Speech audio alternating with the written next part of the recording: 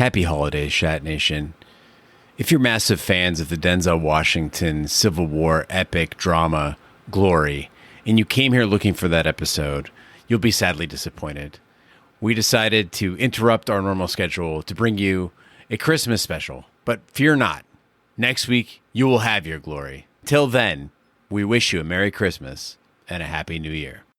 Remember when we first met John McClane? Argyle picked him up from the plane and took him down the Nakatomi Tower at the Christmas party. And the terrorists were overzealous, but it was sweet when they killed Ellis. And with a little help from Alan, John McClane kicked ass. Merry Christmas and welcome back to Shat The Movies, the podcast where we answer the question, were the movies we loved when we were growing up really that good? Have you ever caught yourself thinking, why don't they make movies like they used to? Can you still remember spending your Friday night searching for the perfect movie rental at Blockbuster Video? Do you know what Blockbuster Video is? If you answered yes, then this is the podcast for you. I'm one of your hosts, Gene Lyons, and alongside me is my co-host, Big D, Dick Ebert. Hello, this is Lifesavers. Merry Christmas. How can I help you? Each week, we take a look back in time to decide if our favorite films still hold up. The movies we cover are chosen by you, the listeners, who generously commission the films you love. If you'd like to see all the movies we have covered, we'll cover one and choose one for yourself. Please visit chatpod.com and have a look. At the end of each podcast, we'll provide you, the audience, the number of wipes each movie takes to get off your respective butts. So thank you so much for listening. If you have not already, hit that subscribe button and share with a friend. It's how we help the podcast grow. Additionally, subscribe to our sister podcast, Shat on TV, review TV series such as Westworld, Taboo, American Gods, Game of Thrones, True Detective, Lovecraft Country, and Watchmen. Find all our information and past episodes at shatpod.com/TV. And finally, if you'd like to hang out with us live, you can follow and subscribe to our Twitch channel, shatpod.com/Twitch, and our YouTube channel, where we play video games, host watch parties, and edit this podcast live. All that being said, Big D, what movie are we reviewing tonight? Well, Gene, first, I'd like to also wish our listeners a Merry Christmas. Ninth Christmas together. It's very exciting. There's nothing I'd rather be doing tonight than recording a nice holiday film for our listeners. Maybe they're on the couch. It's Christmas Day, a little snow falling outside. They have some eggnog or a nice vintage, Chenin Blanc or maybe a Moscato or something, something fruity to tickle your nose, and you're laying there on the couch watching the kids open their presents or, whatever you guys do. So thank you for spending your holiday with us. And I'm excited because tonight is a holiday film, but it's not our usual. We always have found like the big ones, the iconic, the Santa Clauses, the Jingle All the Way, the Elves, the Muppet Christmas Carol, Christmas Vacation, the abomination that is A Christmas Story. So tonight we went a little bit different. We called an audible. So I don't know. Do you want to explain, Gene, the audible we called and maybe introduce the film? Let's do this for Christmas. Gene, you're going to introduce the movie. Sure, Big D. I'd be glad to. Some of our commissions are planned years ahead, and they satisfy a need to cover an 80s or 90s classic that is long overdue. Some of our commissions are niche episodes that highlight an underdog film that means a lot to the commissioner. This year's Christmas special, Mixed Nuts, is neither of those. It is the result of tragedy and happenstance. I called you a few weeks ago, Big D, and I asked, what movie are we covering for Christmas? And you said it's open. Give me a suggestion. And I said, The Ref. We slapped it on the schedule. We were all ready to go. Checked the streaming services, saw it was there. But then last week, Rob Reiner and his wife, Michelle, were stabbed to death.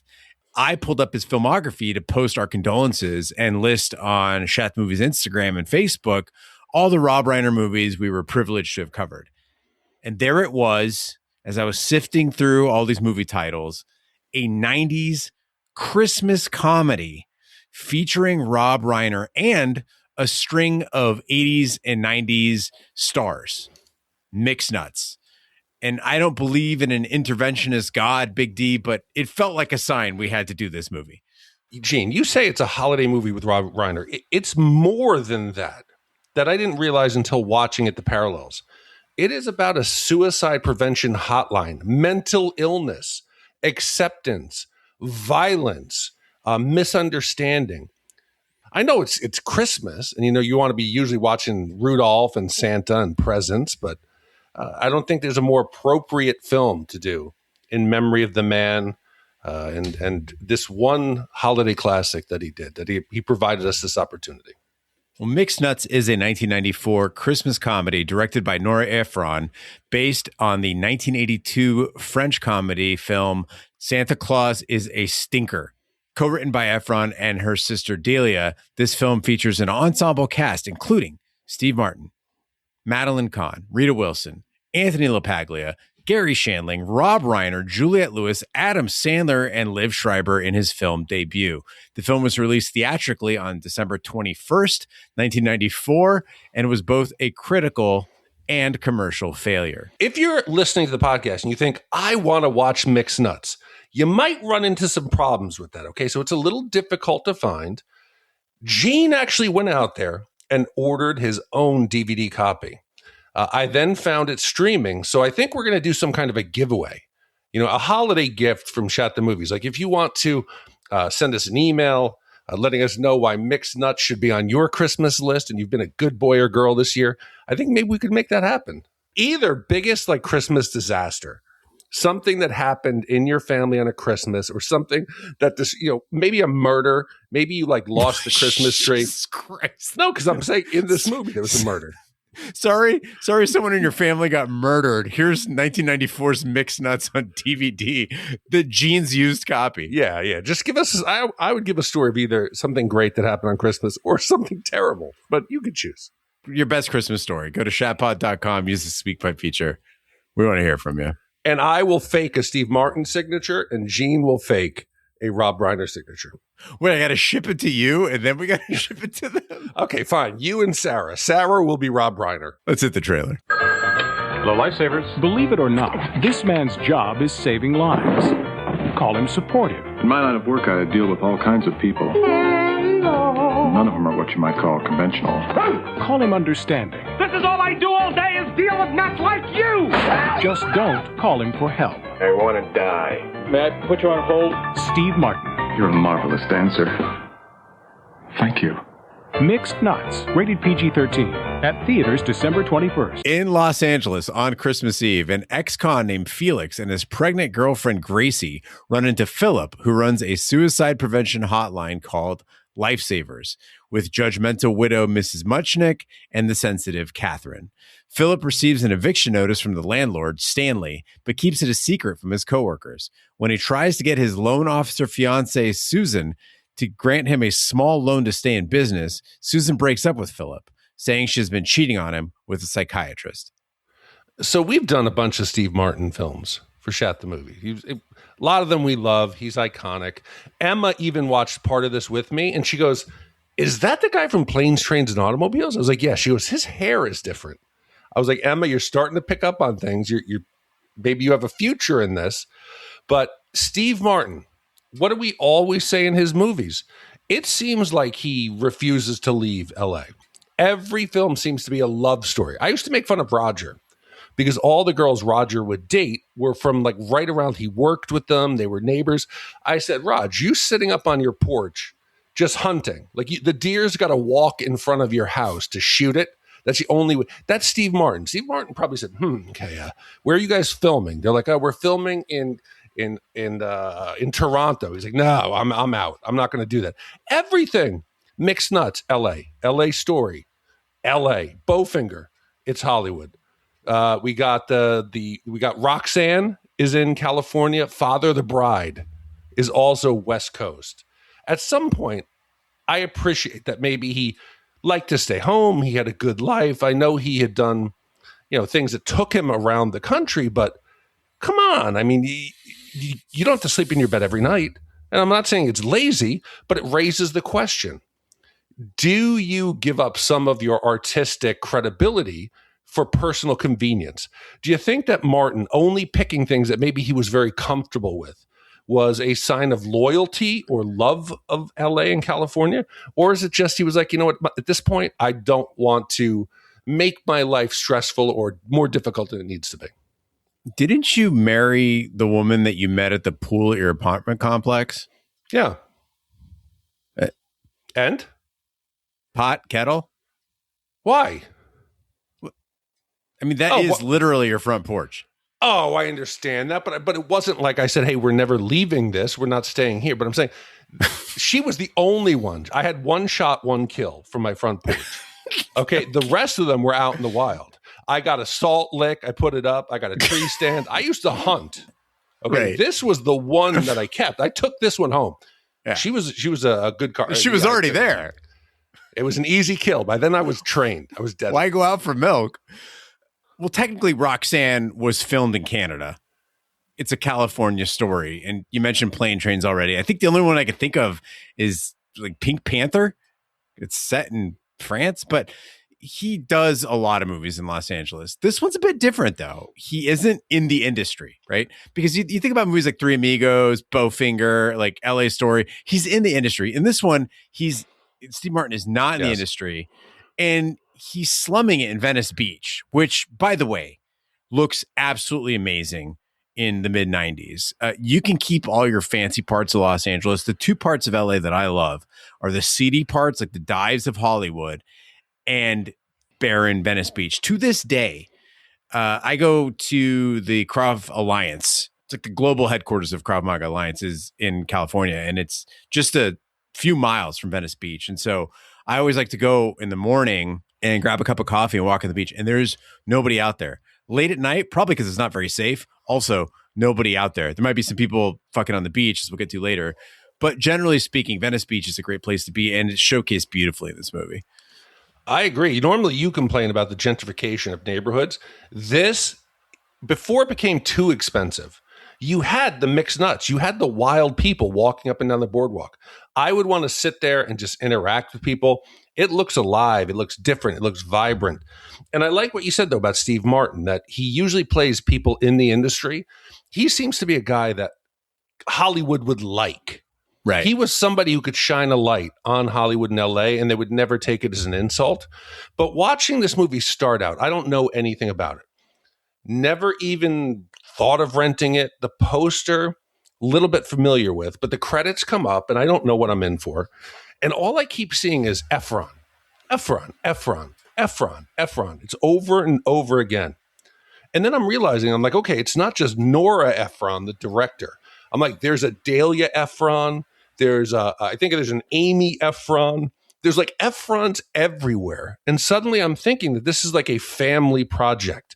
You got big stars, but it feels like everybody kind of was maybe, hey, let's all get together. This will be fun. We'll spend a weekend. We'll shoot something out there in Hollywood. Hey, do you know Steve Martin? I don't think he's doing anything. Oh, how about Madeline Kahn? She's coming out. She's with Steve. But it doesn't feel so polished. It feels like it's a small project that people did as a personal favor. And it's right off the bat, I'm feeling like this is less Hollywood and more like fun side project for everyone involved. It's the cinematic equivalent of like poking a dead body and hoping it'll do something. Whatever chemistry is going on in this Ephron family, it is not coming across on the screen. And I can appreciate a slow burn. But this movie opens up. It's supposed to be a comedy. It's supposed to be a Christmas comedy. That means energy. That means life. That means a laugh. But there's no reason to laugh for the first 19 minutes. And it is painful. Let me give you listeners who probably haven't seen this movie an example of how this movie went to great lengths to be a snore. We mentioned the cast, okay? You got Juliette Lewis and you got Tony LaPaglia. And their characters are a loopy pregnant woman and Venice Beach painter, respectively, right? They're young here. It's 1994. And if this sounds familiar, it's because you are a student of Shat The Movies and you remember Betty Blue. Now, Betty Blue didn't make a lot of sense. It was uncomfortable at times, but it was definitely interesting at all times. They were an explosive couple. They were passionate. They were passionate, right? Yeah. In this movie, they do not bother giving these characters any sort of explosiveness, any sort of sex appeal. Fucking Juliette Lewis, Natural Born Killers, Romeo is Bleeding, Strange Days, like sexy, crazy lady is her thing. But instead, these two characters are a walking slide trombone. Talent is just misused in this movie. That's so fucking true. And when you talk about Betty Blue, all I could picture was there's a scene where Betty is laying on top of her boyfriend and she's playing with his flaccid penis. And she's like, hello, little worm. Oh, look at the little worm. I could see that here. You got the artist. You got the Julie. Oh, that'd be great. That's a different movie. We don't even get any breasts, Gene. I feel cheated. You're expecting a boob and mixed nuts? I was honestly hoping. There's a scene later in a bathroom. I'm like, come on, one breast. I don't think a titty and Steve Martin can be on screen at the same time. Well, you couldn't picture him doing like, I'm a wild and crazy guy. That whole thing where he'd act. I thought she was going to fall backwards.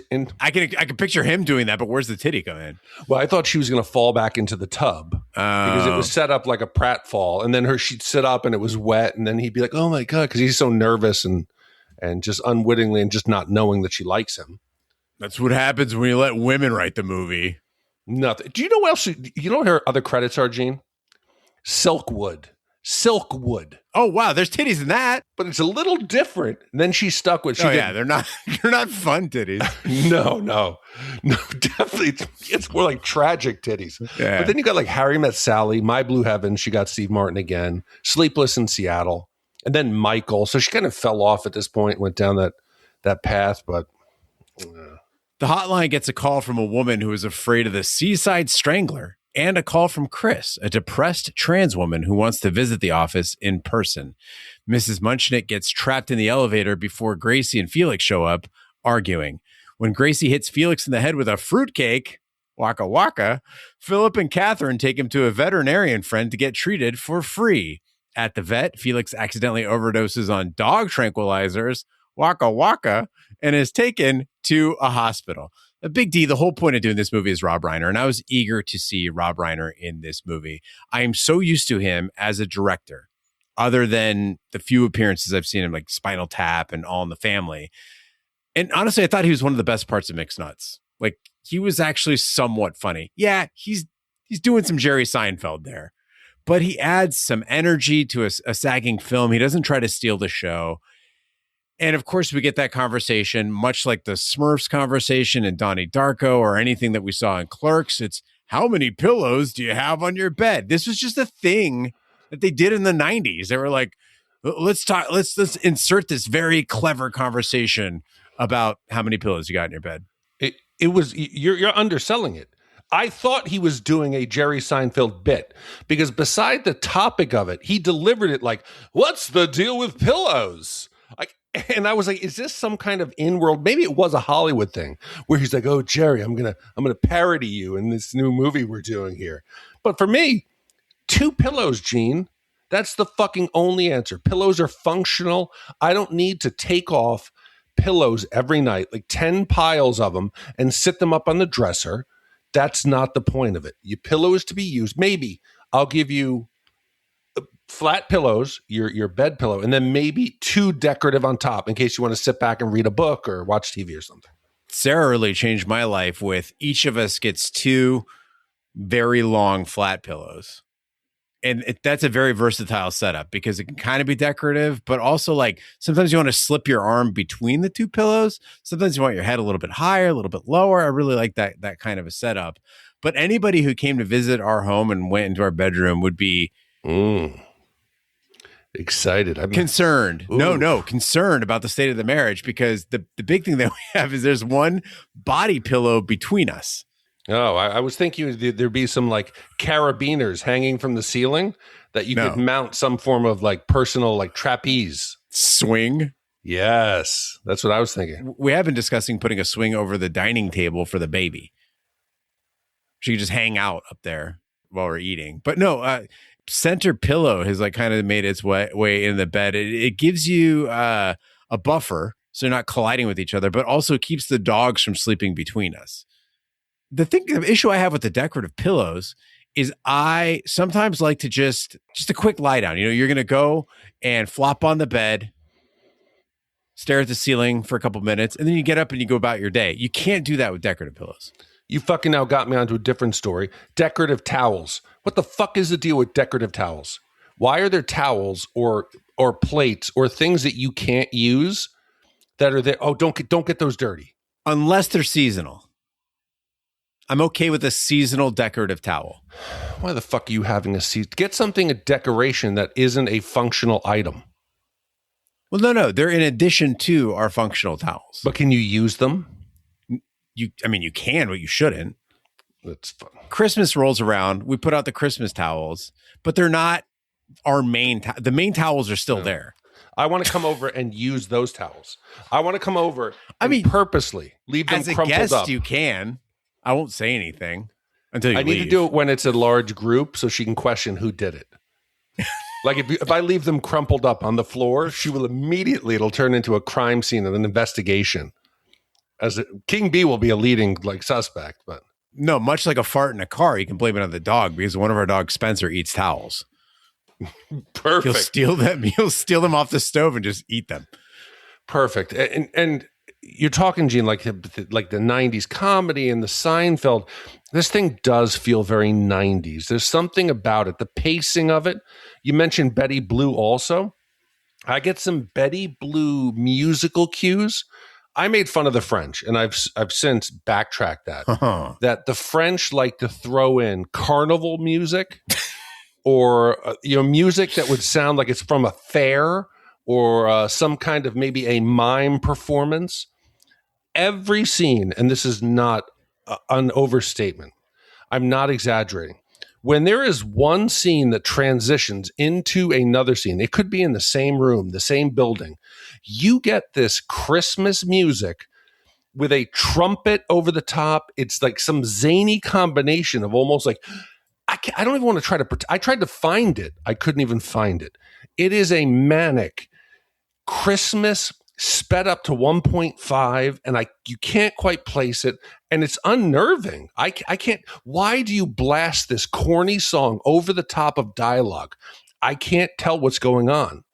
It's a nuisance. You're taking away from any of the conversation that's going on. I know you want to give it this chaotic, real feel about. We talked about Darnie Darko with the family, the way the family talks over each other, but it's a parody of a conversation, a parody of Friends, a parody of Christmas. And it's just rubbing me the wrong way until we get, Gene, to a fucking dog and cat version of Jingle Bells. And it's like, ruff, ruff, ruff, ruff, ruff, ruff, meow, meow, meow, ruff, ruff. And it's in between scenes of serious conversations and suicide and violence and abuse and prison. What the fuck? Meowy Christmas is one of the coolest things ever invented. You have to remember, I agree. I think this was the second year of Meowy Christmas. This thing sold out.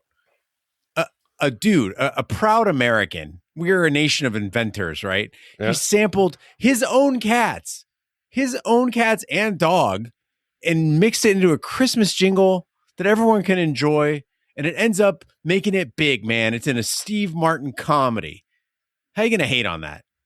You do it on its own. Maybe because we got three dog actors in the film. Maybe there's some dog hijinks. They're running around. They're pulling their owner through the street. You don't do it over dialogue and conversation. No, Meowy Christmas happened when they were going to the vet.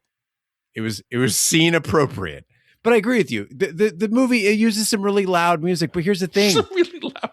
It's Christmas. All Christmas. Home Alone does this. They all do this. If there's one thing I can guarantee with a Christmas movie, it's going to be there's going to be a rollicking scene or people talking, family get together, and there's just going to be inexplicable loud Christmas music. It feels good. It feels good, like rubbing your hands on a decorative towel feels good. Okay, listen, I'm not the only one. A lot of times we'll do movies and we try to find out how was it received? How did it become a cult classic? A lot of the stuff that we do has developed a following since VHS, since online. This is not that case, Gene. So I'm not the only one. The impressions and the reception and the reviews of this, people rejected it from the first second it hit the screen. There was no debate. There was no people saying, oh, you just don't understand it. This is a little highbrow. This is more LA if you're inside the industry. Everyone just agreed right off the bat. They're like, no, this movie sucks. The reviews all said the exact same thing. They said the movie had no idea what the tone was, and it's a Christmas farce about a suicide comedy, or is it a relationship movie? Is it a screwball ensemble? Is it the answer to, what does California look like on Venice Beach around Christmas? No, that's the problem. The audience, the critics Nobody had any idea what this film was trying to be, what it wanted to be, or what the message was. When we reviewed Airheads, I commented on how it wasn't an Adam Sandler movie or a Brendan Fraser movie or a Judd Nelson movie or a Chris Farley movie. It was all of these guys doing what they do best to make the movie great. It somehow accommodated all of them without being strictly their style. Mixed Nuts is the exact opposite of that. Like, everybody's doing their thing, but they're working with some pretty dog shit material. I mean, think about Steve Martin, right? Steve Martin, not my favorite comedic actor, but he's decent. I don't know, you loved him in Father of the Bride. His best moments in this movie are just falling over objects. He gets one good dance scene. That's about it. Fucking Stephen Wright is in this movie. Stephen Wright gives us a glimmer of hope. I'm like, now it's going to get funny. He's there. He's doing his thing. He's got a handgun. He's calling in on the hotline. 10 seconds of Stephen Wright, and then he shoots himself off screen, which is what I felt like doing. I couldn't believe he was gone. I thought it was like he was going to come back on the phone or something. Dude, how fucking dark is that? I know it's supposed to be dark comedy, but the in-world characters don't even react to the fact that this dude shot himself in the head, other than, oh, he'll probably call back, right? Yeah. It would be if let's flip the script. So this is a domestic violence hotline. And on the other end of the call, you hear a woman screaming for help. Then the husband breaks the door down and the line goes dead. And then Steve Martin goes, well, I hope she calls back. And then that character never appears on screen again. But I can't be mad at Madeline Kahn. If this podcast has taught me anything about myself, it's that I am rabidly loyal to that woman. I had a little bit of worry at first. She comes up as Mrs. Munchnick. She's kind of bumbling through these dumb phone calls. But then we get a scene where Madeline Kahn gets stuck in an elevator. And she's going through all the gifts that she has in the elevator with her. And she gets her hand on... It's one of those combination like toy drum machine and microphones. I have one actually right here in the studio. And it's so oddly relatable. And I really believe that that's what Madeline Kahn would do in that scenario. Just be loud and make up songs slightly offbeat. It made me smile. And that was the first laugh of the movie 19 minutes in. I agree. And that's what I'm thankful for this podcast. I'm thankful for you, Gene. Without Shat the Movies, I would have gone the rest of my life without appreciating Madeline Kahn. We've done a lot of her lately. We did Young Frankenstein. We did History of the World, Blazing Saddles, Clue. She is a national treasure. I texted you. I said, because there's a scene where Miss Munchnick is, she's had a bad day and she's angry and she's leaving and, she's going off. She's pulling full Karen mode and she ends up having sex on the beach. And they portray her in here like she's a miserable person to be around. She's threatening to sue people. She's cantankerous. She's not pleasant to be around. And I texted you, hey, Gene, would you have taken her on the beach? Because she's portrayed as an older lady. And you said, of course. Yeah. And I realized how wrong I was. And I knew we were going to get a song. She starts singing. And I just go back to History of the World. Yes, yes, yes. No, yes. She is so good. Thank you, Shat the Movies and Shat the Movies listeners, for teaching me to respect and appreciate our Madeline Kahn. When Chris arrives at the office, Gracie accidentally knocks out Mrs. Munchnick with a door, then leaves. Philip returns to the office and dances with Chris to prove he is good with people and to encourage Chris to stop caring what people think. Mrs. Munchnick awakens to the sight and leaves in disgust. Gracie gives Catherine a makeover and they return to the office with downstairs neighbor Louie and Chinese food. Meanwhile, Philip throws a fruitcake out the office window and accidentally smashes the windshield of Mrs. Munchnick's car. When fellow neighbor Mr. Lobel tries to cheer her up, they run off to the beach and have sex. So one of the strange things about this movie is how it's shot. It's a simple film. There's limited sets. There's limited locations. Almost everything happens in one or two interior spaces. The characters enter. It feels very Seinfeld, very sitcom. Like we're seeing it as an audience. And it seems to hit me that this movie was laid out and blocked for like the feel of a television show. It doesn't feel like a movie. It doesn't feel cinematic. There's rarely any time something interesting that's in the composition. it feels like the movie, like the camera was just sat there and it was filmed. It's very boxy. The camera never tries to add energy. And instead of feeling intimate like it could have, it felt a bit lazy. And the movie feels like it would have been better maybe on stage because it's shot like it. So I did research because I know there was a remake. And so I searched. I was like, is there a stage presentation? And Mixed Nuts was a stage presentation. But unfortunately, it was actually a re-envisioning of the Nutcracker. So it wasn't the same, but they shot it and it felt very small. Did it feel like to you like it was a TV show or a stage show, less Hollywood? I didn't notice it until you said it. It's a really great observation. The movie gets so much better where they do take things outside. So when it opens, Steve Martin, he's riding his bicycle down Venice Beach and there's all this stuff happening, there's activity. And you're like, okay, cool. Like it's fun to watch. There's fluidity to it. There's some activity. And whether they go to the vet clinic, the boardwalk, or the streets, it's just better when they're not in this one static office. And I don't want anybody to think that this was a budget thing, right? They had $20 million to make this movie, okay? In 1994, another little movie called Pulp Fiction came out. Plenty of movement, $8 million. Less than half of what Mixed Nuts cost to produce. So it gives you an idea of what kind of money they were working with. These were choices that they made. And you're right, Big D, there is no motion there. I sense you're avoiding a topic because you don't want to say the wrong thing. No. So let's talk about the trans woman in the movie, Chris. Okay. Yeah. Played by Liev Schreiber. Now, it's not the best example of trans representation, particularly because Chris is played by a cis man. But I was surprised by some of the tenderness we saw with this character and the way that she was treated.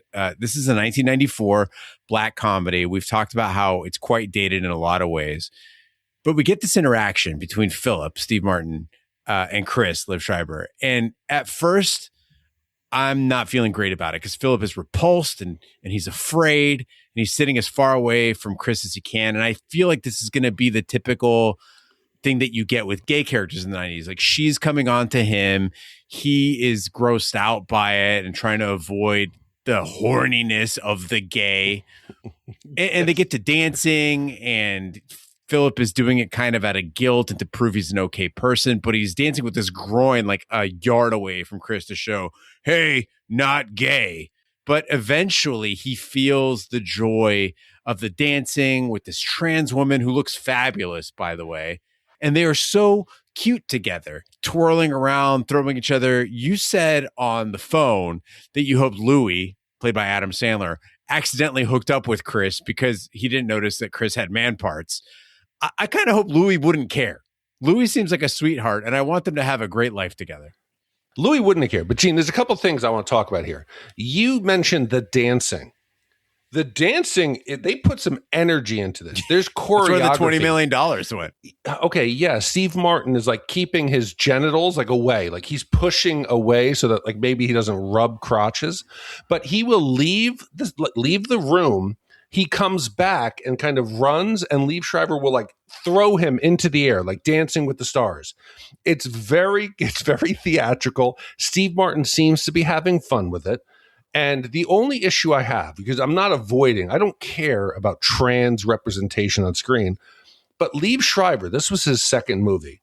And I think the problem is that now you know him for very like macho, strong roles. Like Ray Donovan or like X-Men or like the Manchurian Candidate where he's playing like a soldier. So for here, I'm just like, holy shit, this is this hot fucking muscular dude.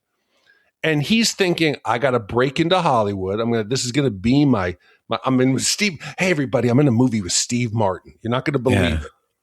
It just felt like he wasn't the right character for it. Not because muscular, masculine man can't be trans, but it was just, I don't know. You're forcing like a giant size 12 man's hairy foot into like a small, delicate shoe. I don't know why they did it other than to obviously make it something like you're like, hey, look at this hot, buff dude walking down the street in high heels and a miniskirt. I think we were supposed to suspect that Chris was the strangler, like secretly. No, So you couldn't I think fucking so. know. No way.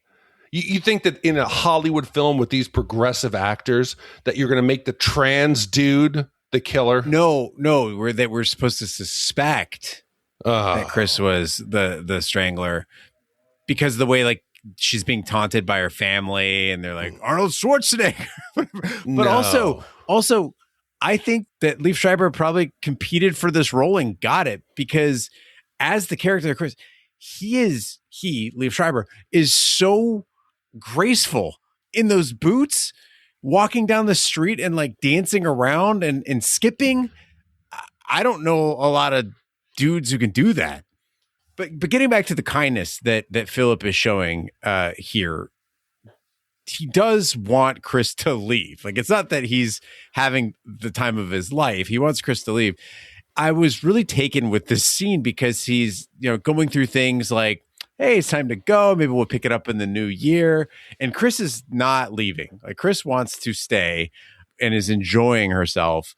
It brought up a vulnerability that I have, which is I don't know how to tell people to leave.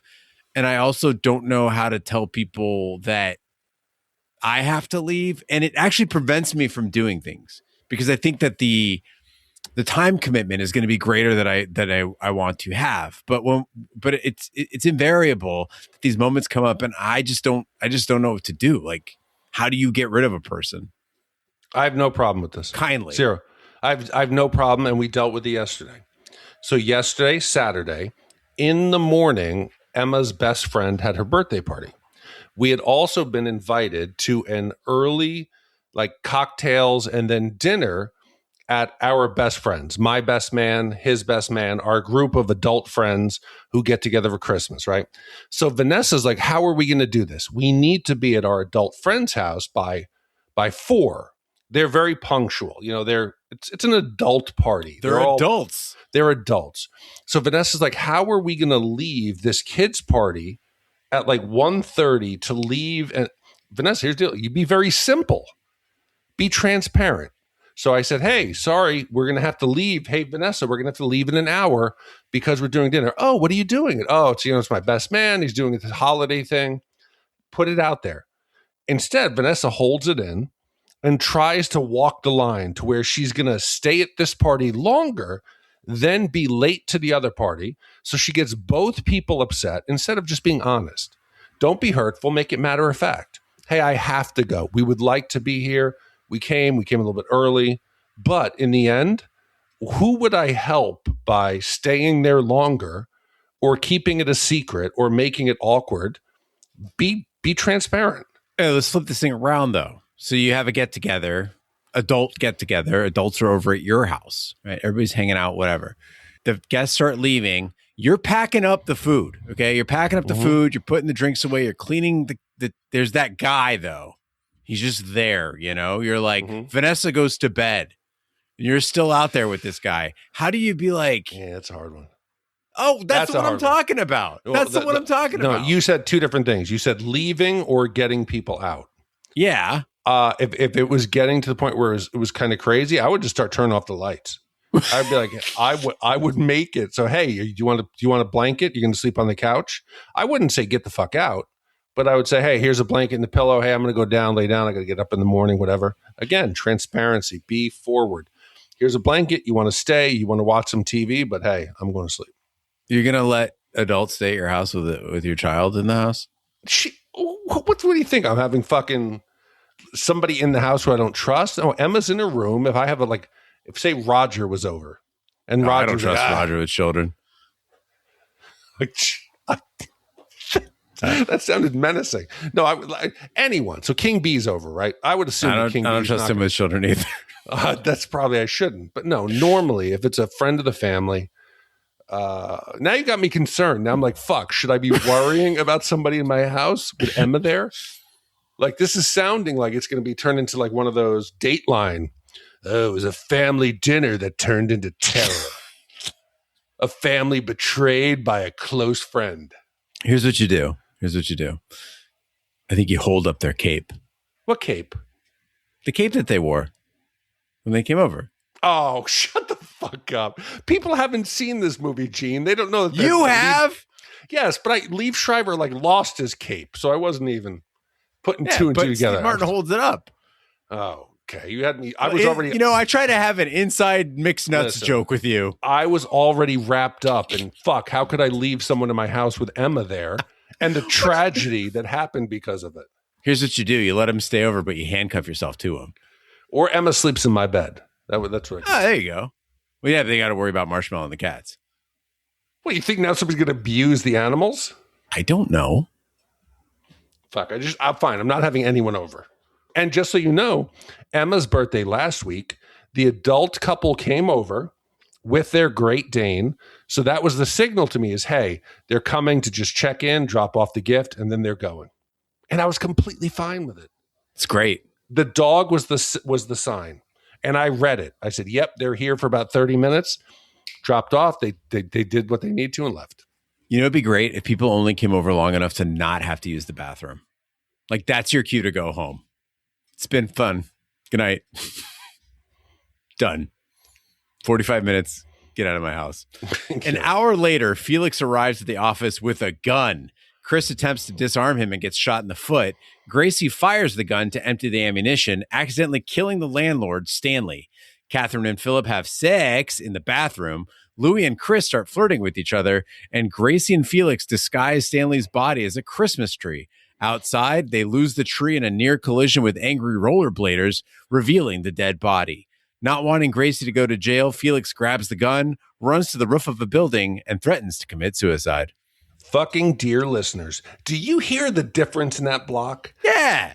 This movie went from a snooze fest. I was sitting up the night before, Gene. I had a couple glasses of wine, and I'm just like fighting it. I'm trying to get through it, and it's not working.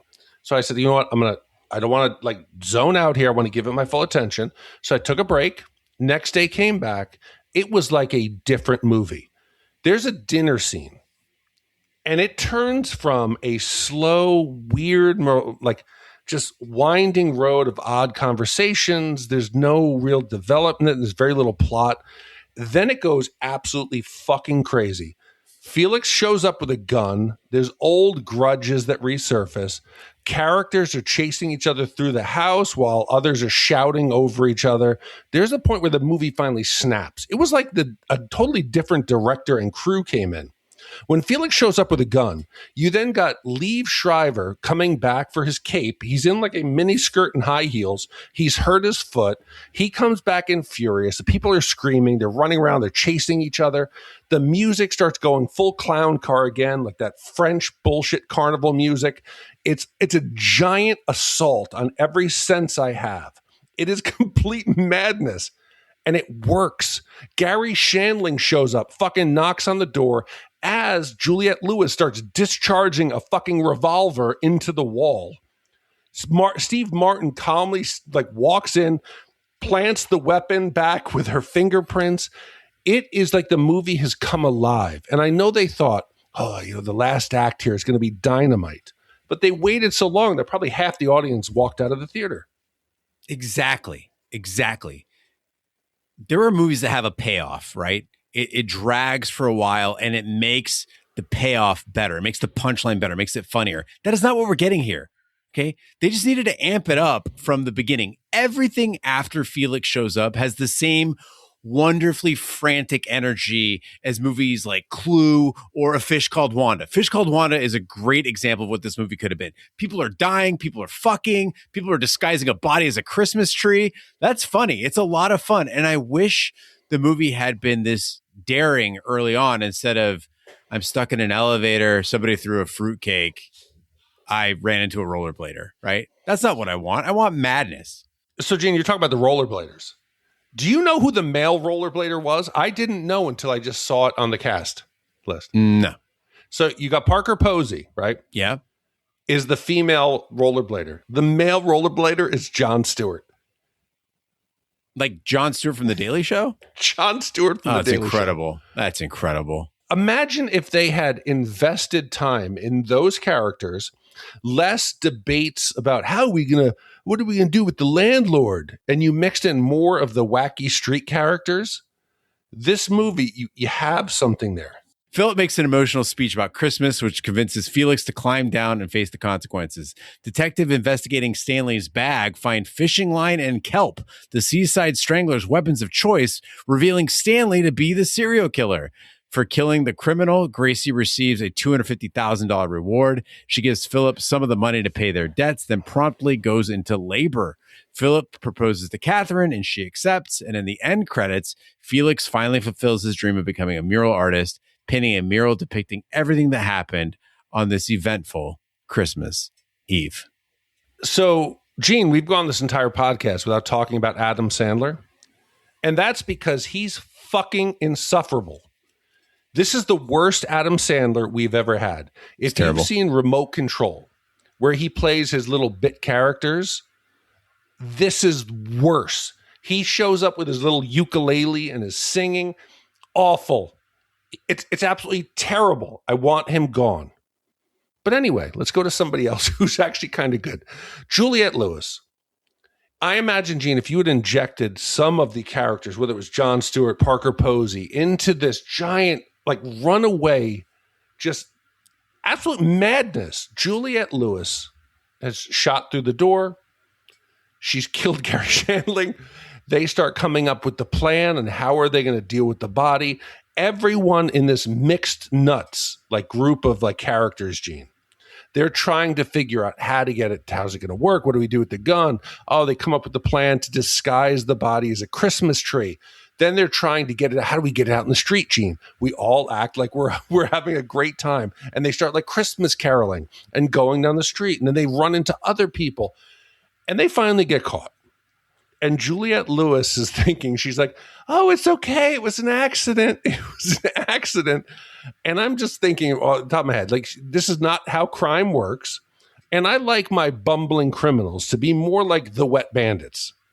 I like it when they know the real ramifications of what they've done and they know the danger and they try to deal with it. Here, they're a bit too dumb for me. Nobody realizes the ramifications of what happened. They don't even think about hiding weapons. They don't.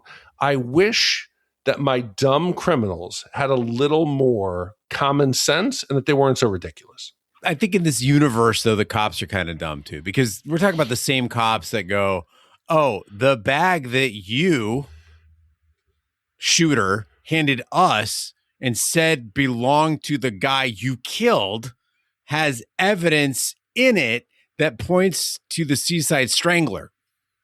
So clearly you killed the Seaside Strangler. There's no way you could have just given us this bag of fake evidence, right? So not only are you off the hook for the crime because you killed, because that's how it works. You shoot somebody and there's evidence of them being a killer. You're okay. You're a hero and you get $250,000. Case closed. What was the kelp for? Because the strangling people. You can't strangle somebody with kelp. Did you miss the part where this was a Christmas comedy? I'm just curious. I want to know, did he, like, sexually assault the body and then leave sexually assault the bodies and then leave what? Like kelp around them? Like it was like a garland? Like it was some form of... combined the two things, the wire and the kelp. He was an artiste. That's theatrical. But what fascinates me about this movie is all of what we've talked about. You've got Steve Martin, got Juliette Lewis, Madeline Kahn, Adam Sandler, Liev Schreiber. This is a peak 90s cast. The $20 million app must have gone to salaries. You've got Nora Ephron coming off of the Silkwood. You know, she's going to make another feel-good film. You know, a little, some zoinks and some zingers and some hijinks. This should have been a slam dunk. It should have been like a small, weird indie film. Maybe one or two sets. Keep it simple. Keep the script tight. How did they manage? How did she talk these people into this? There has to be an answer, Gene. How do you get everybody involved in this project when there was nobody at the helm? There was no captain, no guidance, no direction. Sometimes I wonder if just in the same way that editing, in my opinion, saved Donnie Darko and Star Wars: A New Hope, I think maybe mixed up. I mean, it could have been a result of just you shot something, you put it in the can, shat in the can, you thought it was going to be gold. And then when it came out of production, came out of editing, you're like, this is terrible, right? Because think about the things that we complained about, right? The pacing, the scenes that got left in dialogue-wise, right? The music, all those are production decisions, right? Because we do have a string of action that works at the end, and it's really presented differently. That's the only thing I could think of. Nobody cares about guy with dogs. Nobody cares about fruitcake hitting you in the head. Like, that's just, those are cheap gags. So I got the answer.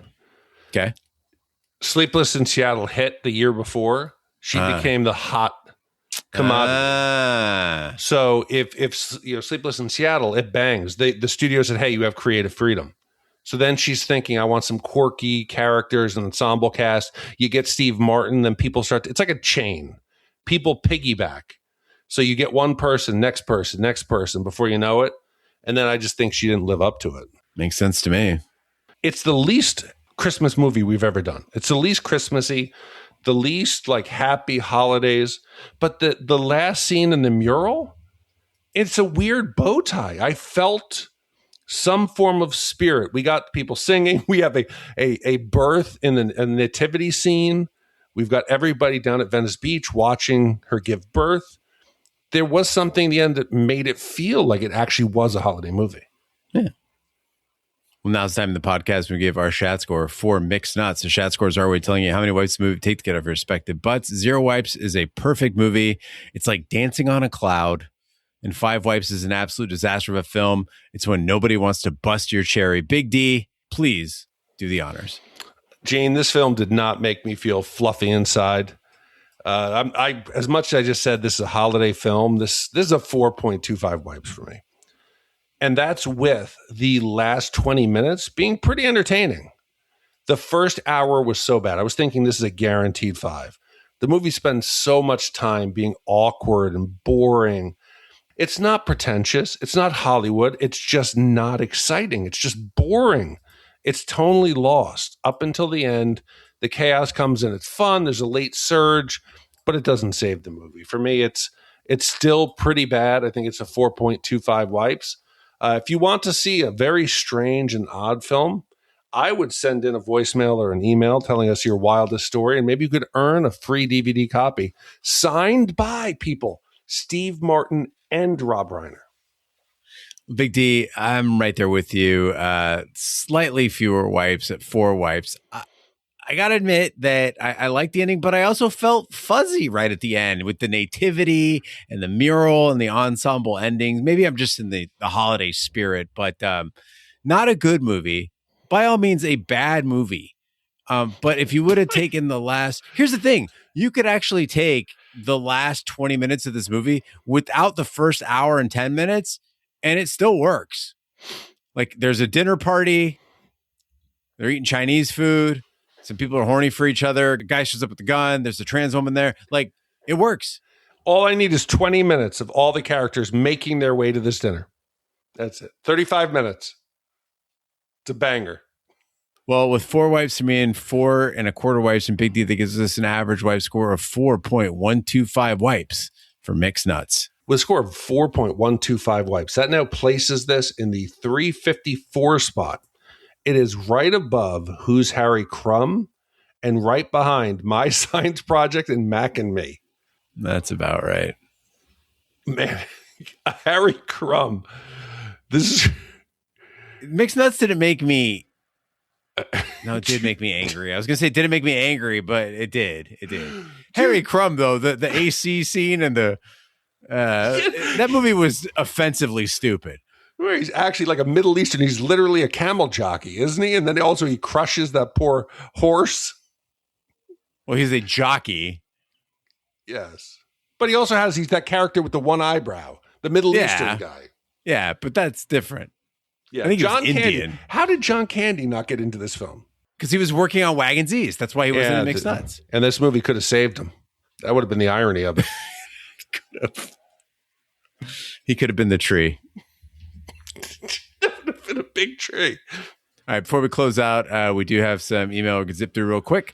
First one comes from Paul in Middlesbrough, who says, "Hi, guys. It's Paul. It took me a long time, but I finally got myself in position to support the pod with the commission. I have a long fucking list of movies. My favorite movie that I've been trying to get Gene to watch is the British horror comedy Dog Soldiers from 2002, but I understand that might be a little out of the time frame. So if it is, let's go for American Pie. I'm sure you can have some fun with that. Let me know what you think. All the best, boys. Up the burra, Paul Carter. Yep. So Gene, he actually came through. We're gonna get some American Pie. This is going to be an exciting one. Were you old enough to? Was this like a hit? Oh yeah. But then they came out with like the director's cut. Paul, you got to let us know if you want us to watch the theatrical version or the director's cut, because hotter and wetter pie. Is that really what it was called? No, I'm just making that up. Yeah, they show him on the table, actually like penetrating the pie. Wow. Yeah, he's not. They don't show him inserting it, but his father walks in and he's on the table, pants down, dick in the pie. That'll get you an NC-17. Maybe there is Shaft. Maybe they show a little bit of like if you violate the pie. I mean, we talk about this cast, Gene. Jason Biggs thought he was going to be a big star. Turned out to have like a huge drug habit. Sean William Scott, who has made a long career but lives a simple life, seems likable. You got Allison Hannigan with the flute story. I know that's in the second one. You got Shannon Elizabeth, who is a wet dream of so many young men. Jennifer Coolidge, Eugene Levy. This is, I think the rest of them are a bit of a disaster, but the first one, this was like that big raunchy teen sex comedy. This was a big one. And it took a man from Middlesbrough to bring it to light. So Thank you, Paul, for the commission. Next up, we have one from Hugh about Samurai Cop. He says, I am from Gold Coast City in Queensland, Australia. I'm inquiring about the suitability of commissioning the 1991 film Samurai Cop. Thoughts? Love the pod. Hugh. Fuck yeah. I think this was on the schedule too. I mean, you make the schedule. I would hope you know this. Right. But you know, it's so many times that people say they're going to do it and then they don't. And I mean, did we let them know we'll do it? Yes. Oh, okay. Listen, it takes a long time for email to reach Australia. It's very far away. He's going to hit us with that Christmas bonus. That's what's going to happen. All right, Hugh, Paul, thank you for your emails. If you'd like to write to us, write to host@shatpod.com. Love to hear from you, or go to shatpod.com and use the SpeakPipe feature to leave us a voicemail and maybe even win yourself a copy of Mixed Nuts. We're everywhere fine podcasts can be found, including Apple Podcasts, Google Play, Stitcher, and YouTube. Be sure to subscribe, and if you stop Apple Podcasts, please leave a 5-star review. It helps the podcast grow. On behalf of my co-host, Big D, I'm Gene Lyons. Merry Christmas, and join us next time for the following movie. For the men of the 54th, it was time to make history. Someday they're gonna let the 54th get into it. For the sergeant, Time's coming when we're gonna have to ante up and kick in like men. it was time to follow his destiny. For a rebellious young soldier, I ain't fighting this war for you, sir. it was time to reach for glory. Denzel Washington, Golden Globe winner. Come on! Morgan Freeman, Glory. Rated R. Now playing at a theater near you.